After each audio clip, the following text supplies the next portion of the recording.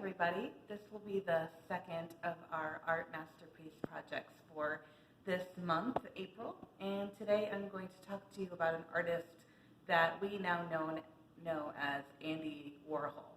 He was not born as Andy Warhol. His name was actually Andy Warhola.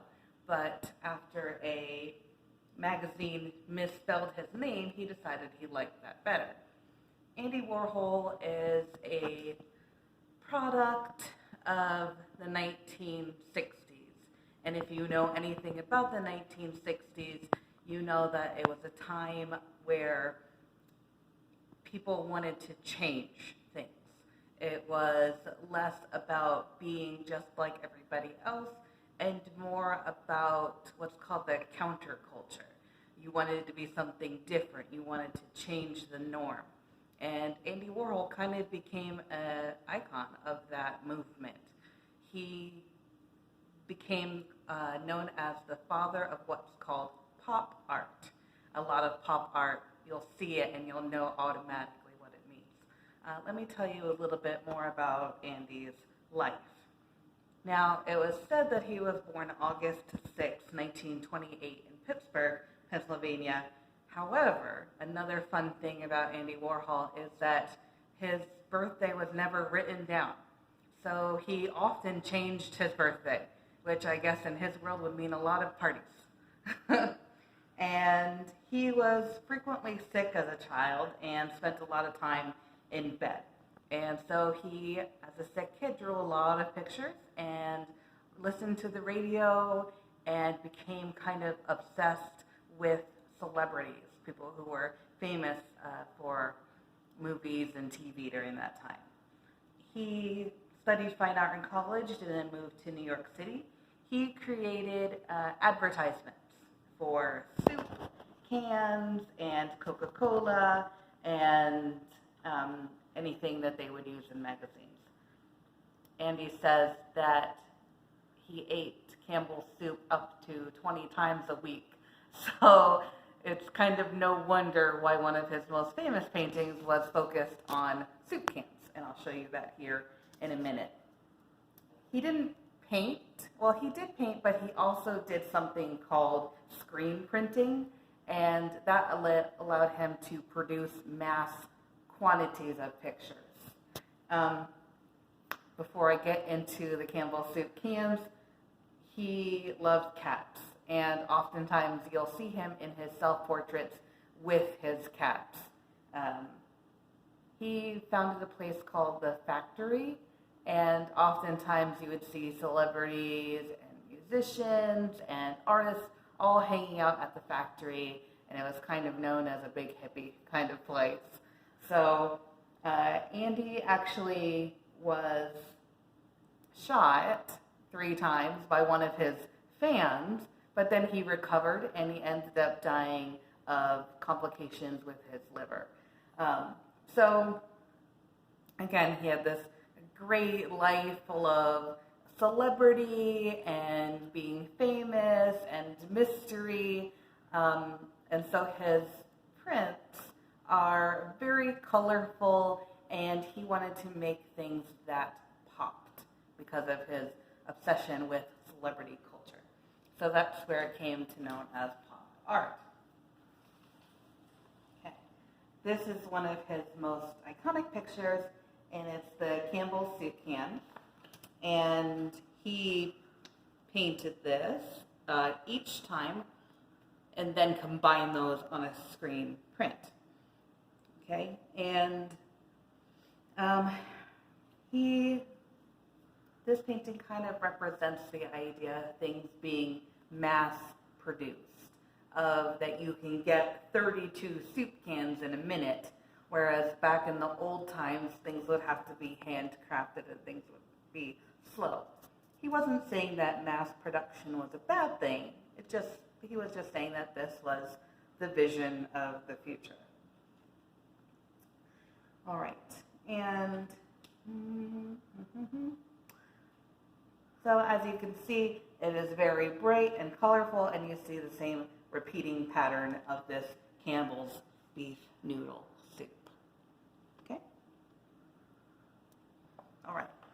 So we're going to do a project today that is making a label for a soup can. And what you'll need to get out of your envelope is your piece of big yellow paper.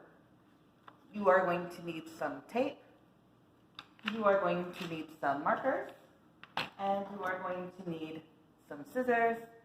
And you are going to need a can.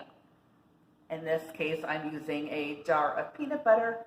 A can of soup would be great. If you have a jar of pretzels, a can of chips, any kind of can that you have in your pantry would do.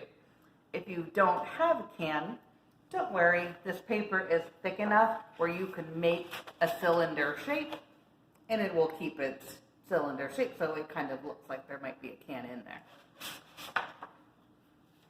All right, so the first thing you'll want to do is you're going to trace the shape of your can. So when you roll it completely and a little bit of extra, you want to put a little mark with a pen or a marker showing where you're going to need to cut. Okay?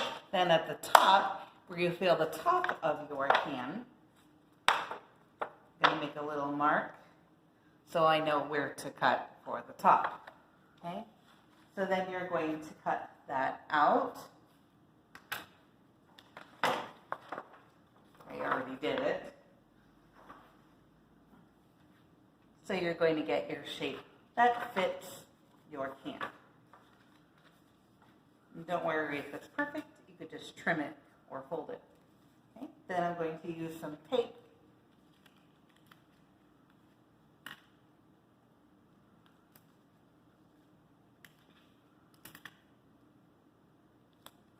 Take my edges. Might want to fold in the top.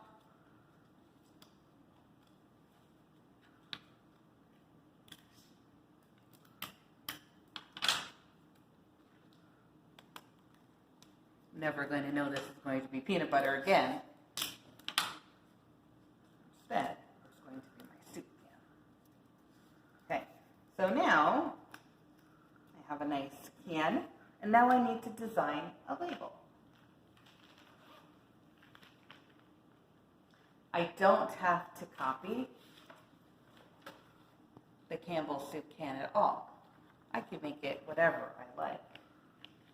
So in this case, I think I'm going to make it my favorite kind of soup, and I'm going to call my company Frida, after our cat.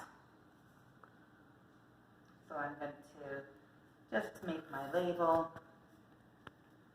Frida's instead of Campbell. Lentil soup. And maybe I want to make the cat face as my little label there.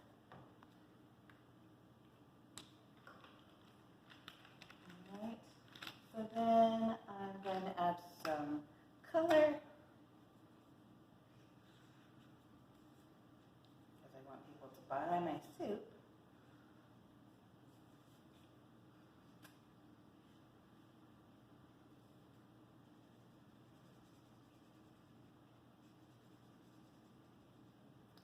However you want to design your soup can label. You want to make it colorful and bright as pop art would be.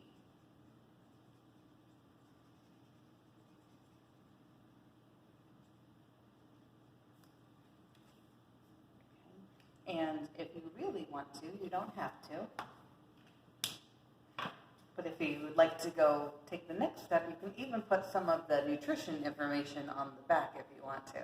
And that would just be taking the extra step to do that. So basically, here is your soup can label based on Andy Warhol. All right, thank you so much for watching. Good job, and have fun trying this project. We'll see you next time. Bye.